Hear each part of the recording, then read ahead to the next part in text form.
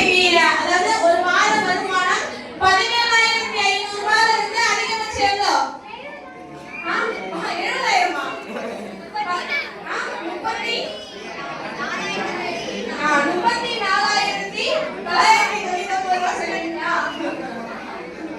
70,000 வரைக்கும் சம்பாதிக்கக்கூடிய நபரை தான் நம்ம என்ன சொல்லுவோம் அப்படின்னா கோல்டு மேனேஜர் அப்படின்னு சொல்லி சொல்லுவோம். இன்னைக்கு கோல்டு மேனேஜர் பாத்தீங்க அப்படின்னா நிறைய பேர் ஷார்ட் பீரியட்ல நல்ல வருமானம். சார், எனக்கு ரொம்ப பிடிக்காத ஒரு விஷயம் என்ன தெரியுமா?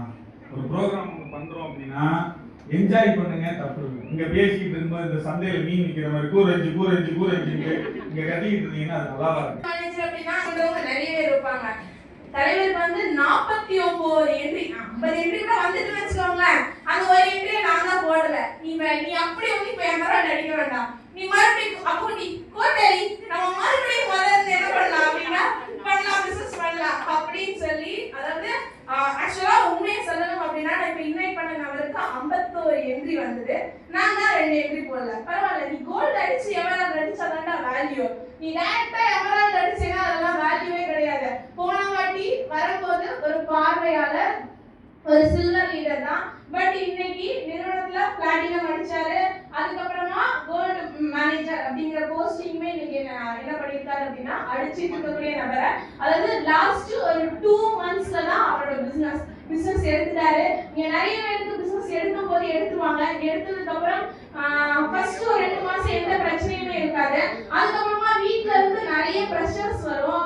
அப்போ அந்த டைம் எல்லாம் விட்டுட்டு கையை விட்டுட்டு வாழ பிடிச்ச கதை. வீட்ல இருந்து பிரஷர் வரும்போது ஐயோ நான் பண்ணணுமே சொல்லி பிரஷர்ல பண்ணும்போது அவரால் என்ன பண்ண முடியல, பிசினஸ் பண்ண முடியல. பிசினஸை விட்டு வெளியே போக சிச்சுவேஷன் வந்தது. வெளியவும் போனாரு. தலைவர் அதுக்கு முன்னாடி எப்படி வந்தார் அப்படின்னா ராஜா வீட்டு கண்டுக்குட்டி, ஒரே பையன், எம்ஜிஆர் யூனிவர்சிட்டியில படிச்சவரு, வீட்டை கைட்டி முடிச்சிருக்கேன், கெத்தா நான் ஃபர்ஸ்ட் கிளாஸ்ல பாஸ் ஆயிருக்கேன், அரியரே கிடையாதுன்னு சொல்லி சுத்திட்டு இருந்தாரு. அவங்க அப்பா என்ன பண்ணிட்டாரு அப்படின்னா நீ ஃபியூச்சர் இந்தியாவுக்கு போய் ஒன்றும் பண்ணல, நீ என்ன பண்ணுவா, என் ஃப்ரெண்ட் ஒருத்தர் வந்து ராயல் என்ஃபீல்டு வச்சிருக்கான், அங்க கொண்டு உன்னை வந்து நான் விடுறேன் அப்படின்னு சொல்லி விட்டு போட்டு நைய புடைச்சி எடுத்துட்டாங்க. நரம்பெல்லாம் ஒன்னொன்னா உருவெடுது. ஐயோ வேண்டாம், இவங்க கிட்ட கிடந்து மாரடிக்கிறதுக்கு நான் என்ன பண்ணிடுறேன், ஃபியூச்சர் இந்தியாவில போய் சம்பாதிச்சிடறேன் அப்படின்னு சொல்லி பிசினஸ் விட்டு போயிட்டு ரிட்டர்ன் வந்து இன்னைக்கு பிசினஸ சூப்பரா பக்காவா ஃபென்டாஸ்டிக்கா பண்ணிட்டு இருக்கக்கூடிய ஒரு நபர். அதாவது இந்த சென்னையில பார்த்தீங்கன்னா அவருக்கு நாங்க ஒரு பேர் வச்சுக்கோம், கான்ட்ராக்டர் நேசமணின்னு சொல்லி. அவர் கான்ட்ராக்டர் தான், எலக்ட்ரிஷியன் வேலைல இருந்து பெயிண்டிங் ஒர்க்ல இருந்து எல்லாமே இந்த ஆபீஸ்ல என்ன ஃபால்ட் ஆனாலும் அது அவர் மட்டும் தான்.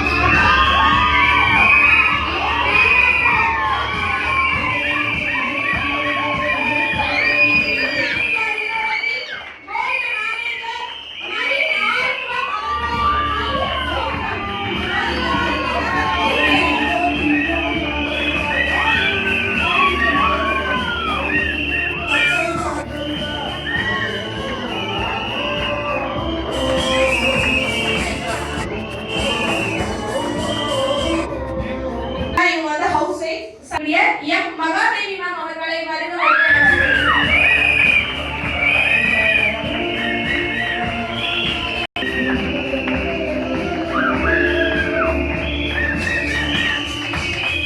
இன்னைக்கு பார்க்கும்போது ரொம்ப பெருமையா இருக்கு. நம்ம பசங்களா இது கெத்தா இருக்காங்க அப்படின்னு சொல்லி இன்னைக்கு அவங்களும் ஸ்டூடெண்ட் தான். இன்னைக்கு அதான் போன வருஷம் இந்த பார்ட்டி பேப்பர் அடிச்சுக்கிட்டு இங்க இவரெல்லாம் பார்ட்டி பேப்பர் அடிச்சுட்டு இருந்தாரு. பார்ட்டி பேப்பர் அடிச்சுட்டு டிஜே பண்ணிட்டு வீடியோ எடுத்துட்டு இருந்த எல்லாருமே வந்து இன்னைக்கு வந்து யாரா இருக்காங்க அப்படின்னா ஃபியூச்சர் இந்தியா நிறுவனத்தின் அச்சோசா மட்டும்தான் இருக்காங்க.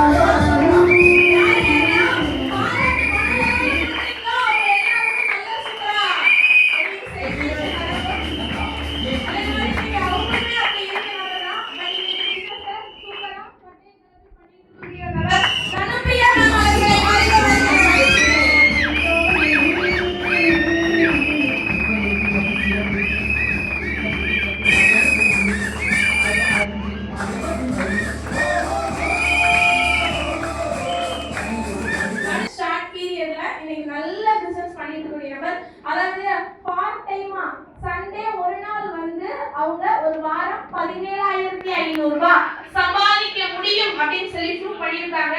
இன்னைக்கு நல்ல ஒரு வருமானம் சம்பாதிச்சுட்டு இருக்கக்கூடிய ஒரு நபர். ஸோ மேம் நல்ல ஒரு பாராட்டு கொடுத்து வாங்க.